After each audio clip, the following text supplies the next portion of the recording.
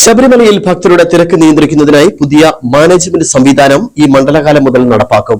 AI ക്യാമറകളുടെ സഹായത്തോടെ തിരക്ക് വിലയിരുത്തി നിയന്ത്രിക്കുന്നതിനായി പോലീസുമായി സഹകരിച്ച പൈലറ്റ് അടിസ്ഥാനത്തിൽ മേജർ കൺട്രോൾ റൂം സ്ഥാപിക്കുന്നതിനുള്ള നടപടികൾ ആരംഭിച്ചു. തീർത്ഥാടകർക്ക് മണിക്കൂറുകളോളം ക്യൂവിൽ നിൽക്കേണ്ട സാഹചര്യം പരമാവധി ഒഴിവാക്കി സുഗമവും സുരക്ഷിതവുമായ തീർത്ഥാടനം ഉറപ്പാക്കുകയാണ് ലക്ഷ്യം. ശബരിമലയിലേക്കുള്ള റോഡുകളുടെ അറ്റകുറ്റപ്പണി സമയബന്ധിതമായി പൂർത്തിയാക്കും.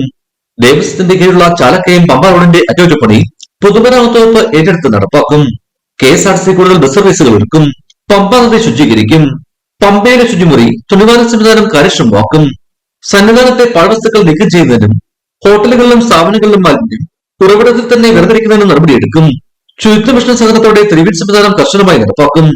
ദേവസ്വം ബോർഡ് നേരിട്ട് നടത്തുന്ന ഇടത്താവളങ്ങളിൽ പന്തൽ, വിശ്രമ കേന്ദ്രം, അന്നദാനം, ശുചിമുറി, പാർക്കിംഗ് തുടങ്ങിയ സൗകര്യങ്ങൾ ഒരുക്കും. സർക്കാർ വകുപ്പുകളുടെ കൈവശമുള്ളവരുകൾ തിട്ടപ്പെടുത്തി കുറഞ്ഞത് 500 മുറികൾ തീർത്ഥാടകർക്ക് ലഭ്യമാക്കും. ഇതിനു പുറമെ റൂം അലോട്ട്മെന്റ് ഓൺലൈനാക്കും.